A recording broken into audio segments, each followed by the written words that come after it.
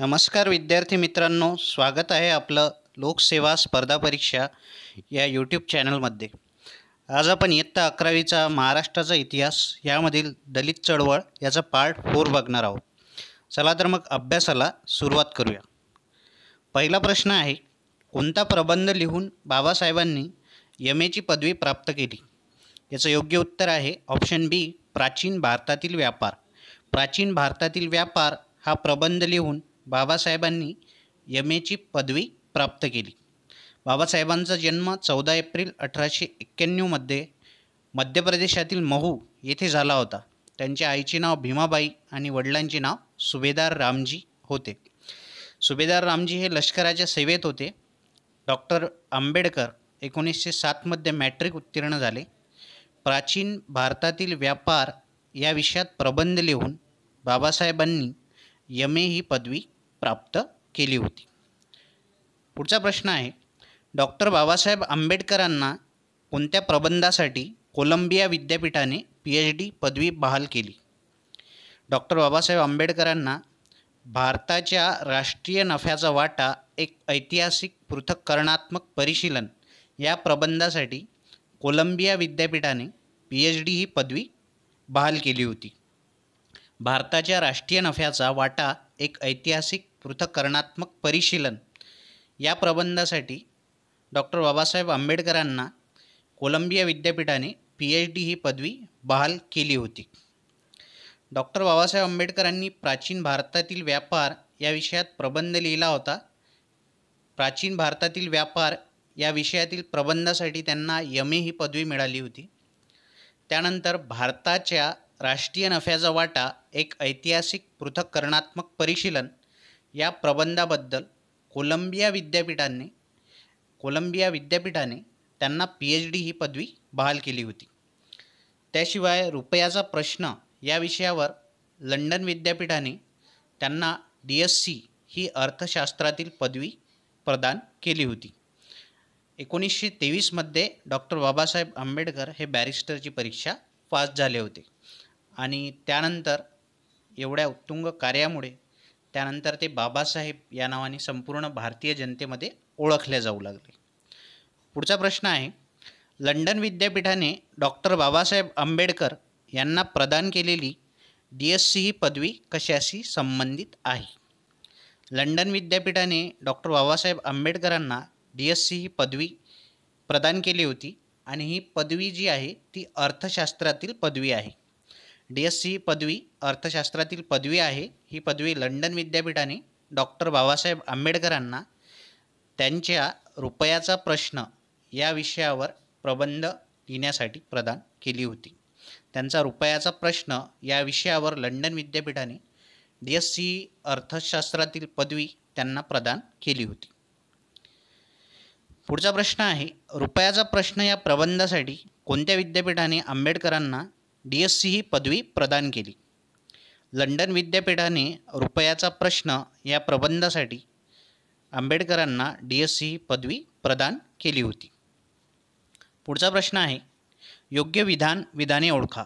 पहिले विधान आहे, डॉक्टर बाबासाहेब आंबेडकरांनी 20 व 21 मार्च 1920 रोजी कागल जहागिरीतील माणगाव येथे अप्पासाहेब पाटील यांच्या मदतीने परिषद भरविली होती. माणगावची परिषद म्हणून ही परिषद ओळखल्या जाते आणि अस्पृश्य निवारण यासाठी ही परिषद भरवण्यात आली होती. यामध्ये छत्रपती शाहू महाराजसुद्धा उपस्थित होते. तर ही परिषद डॉक्टर बाबासाहेब आंबेडकरांनी 20 व 21 मार्च 1920 रोजी कागल जहागिरीतील अप्पासाहेब पाटील यांच्या मदतीने भरवली होती. पहिले विधान इथे बरोबर आहे. दुसरे विधान आहे, या परिषदेचे अध्यक्ष शाहू महाराज होते. दुसरे विधान इथे चुकीचे आहे, कारण या परिषदेचे अध्यक्ष स्वतः डॉक्टर बाबासाहेब आंबेडकर हे होते. तिसरे विधान आहे, यावेळी शाहू महाराजांनी अस्पृश्य चळवळीचे नेतृत्व बाबासाहेबांनी करावे अशी अपेक्षा व्यक्त केली. तिसरे विधान अगदी बरोबर आहे. माणगाव परिषदेमध्ये शाहू महाराजांनी असे म्हटले होते की अस्पृश्य चळवळीचे नेतृत्व बाबासाहेबांनी करावे. योग्य विधाने आहेत विधान क्रमांक 1 आणि विधान क्रमांक 3. याचं उत्तर आहे 1 आणि 3 बरोबर. पुढचा प्रश्न आहे, बहिष्कृत हितकारणी सभेचा विचार करून अयोग्य विधाने ओळखा. पहिले विधान आहे, 9 मार्च 1924 रोजी समाजसेवकांची बैठक दामोदर ठाकरसी सभागृह परळ मुंबई येथे बोलावली.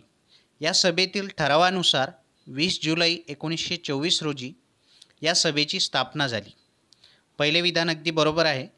9 मार्च 1924 रोजी समाजसेवकांची बैठक दामोदर ठाकरसी सभागृह परळ मुंबई येथे भरली होती आणि या सभेतील ठरावानुसार 20 जुलै 1924 रोजी बहिष्कृत हितकारणी सभेची स्थापना झाली होती. दुसरे विधान आहे, कार्यकारी मंडळाचे अध्यक्ष आंबेडकर व सेक्रेटरी सीताराम शिवतरकर होते.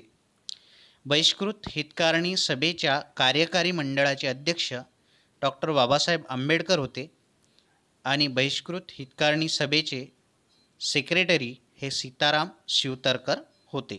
दुसरेही विधान अगदी बरोबर आहे.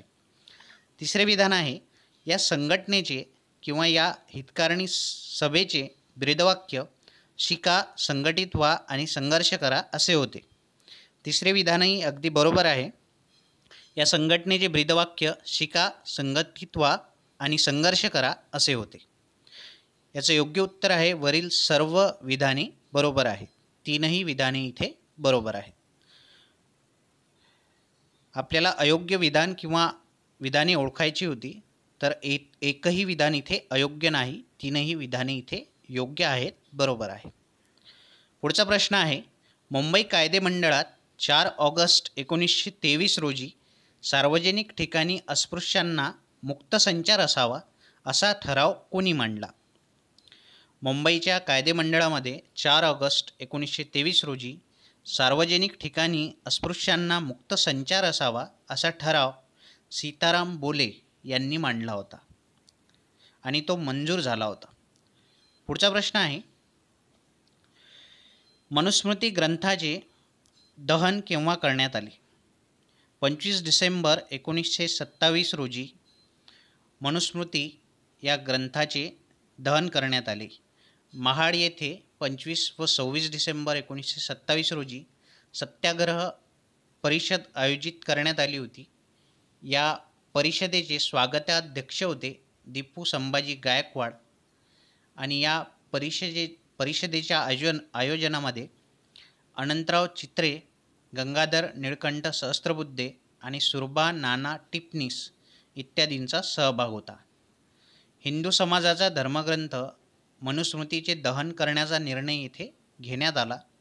या ग्रंथामुळे जातीव्यवस्था, अस्पृश्यता, जातीबंधने बळकट झालेली होती.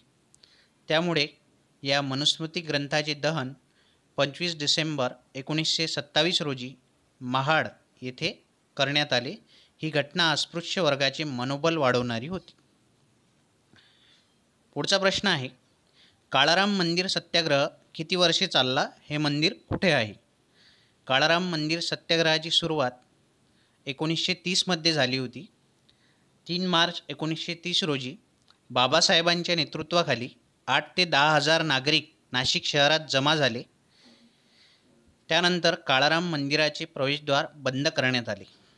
1934 पर्यंत हा सत्याग्रह सुरू होता. या चळवळीत स्त्रियांनी सुद्धा सहभाग घेतला होता. अखेर 1934 मध्ये डॉक्टर बाबासाहेब आंबेडकरांच्या आदेशावरून हा सत्याग्रह मागे घेण्यात आला. असा या काळाराम मंदिराचा इतिहास आहे. पुढचा प्रश्न आहे, योग्य विधाने ओळखा. पहिले विधान आहे, 1934 मध्ये डॉक्टर बाबासाहेब आंबेडकर यांच्या आदेशावरून काळाराम मंदिर सत्याग्रह मागे घेण्यात आला. पहिले विधान अगदी बरोबर आहे. काळाराम मंदिर सत्याग्रह 1930 ते 1934 म्हणजे जवळपास 4 वर्षे हा सत्याग्रह चालला होता. शेवटी 1934 मध्ये डॉक्टर बाबासाहेब आंबेडकरांच्या आदेशावरून काळाराम मंदिर सत्याग्रह मागे घेण्यात आला. पहिले विधान अगदी बरोबर आहे. दुसरे विधान आहे, डिप्रेस क्लासेस एज्युकेशन सोसायटीची स्थापना आंबेडकरांनी केली. दुसरे विधानही अगदी बरोबर आहे. डिप्रेस क्लासेस एज्युकेशन सोसायटीची स्थापना आंबेडकरांनी केली होती.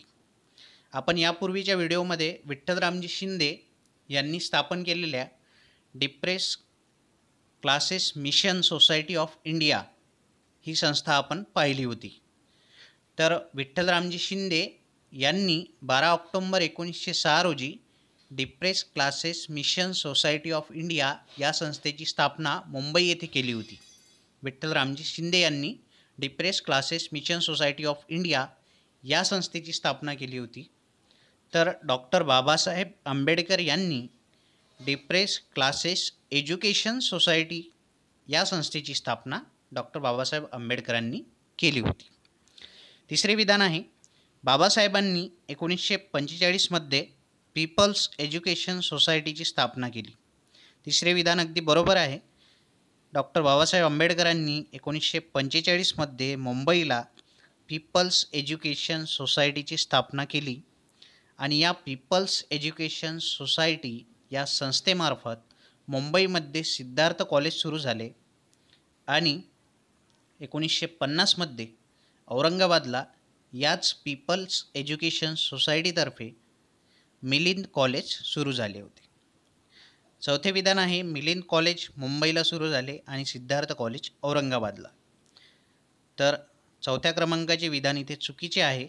आपण आत्ताच बघितले, मिलिंद कॉलेज हे औरंगाबादला 1950 मध्ये पीपल्स एज्युकेशन सोसायटीतर्फे सुरू करण्यात आले आणि सिद्धार्थ कॉलेज मुंबईला पीपल्स एज्युकेशन सोसायटीतर्फेच सिद्धार्थ कॉलेज मुंबईला सुरू करण्यात आले होते।